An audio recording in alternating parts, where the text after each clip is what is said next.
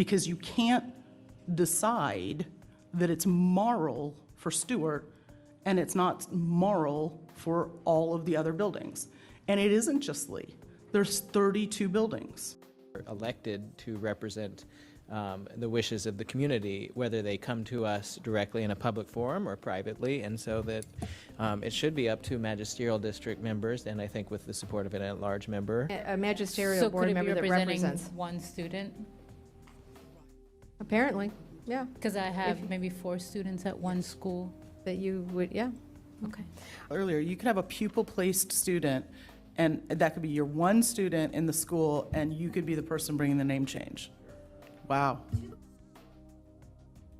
I renew my objection to removing compelling need. Name change that is contemplated under this policy is going to have associated costs. How are you going to pay for it? What are we not, we already have a budget. Okay, So what are we not going to spend money on in order to do this? Because you have to move money in an existing budget. Is this, So we did ask for school names that were honoring Confederate soldiers, and that is where our concern lies. I'm unclear on how we would answer that question because we don't have any proposal in front of us at this point. So we're not going to do any name changes by the end of the I year. didn't say that. What I said is say that. Where we talked about which schools are named after Confederate. Several board members, including myself, who would be willing to move forward on some of talking about perhaps changing those names. You can't set a budget on an undetermined number of schools. Identify the schools so that we don't have to identify the money, and we don't need to identify the money because we want to identify the schools, and we attribute no money that is not public, that is not transparent. So the we here isn't the we 12, we're supposed to be the representatives. And if we substitute what we believe is moral for what the people who elected us sent us to do, and that's the whole essence of the problem of the transparency of this issue. This is a very vague next step. The contemplated name changes, we have none at this point before us.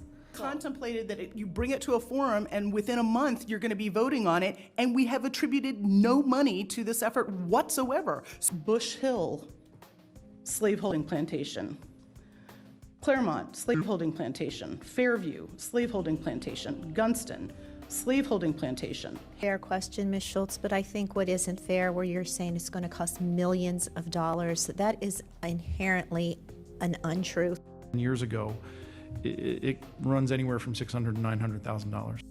Is if the community had come with overwhelming clarity in community meetings, they didn't.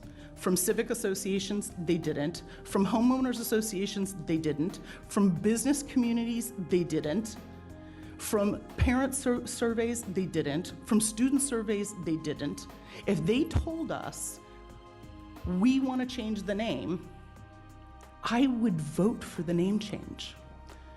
Chantilly High School, slaveholding plantation. Fairfax, British lord and a slaveholder. Name of our county. I do believe that we need to move forward with all deliberate speed. We need to act with this current board to finish the important work that we've already begun to change these names and to build on the historical and institutional knowledge that is at this table and will not be at this table on January 1st.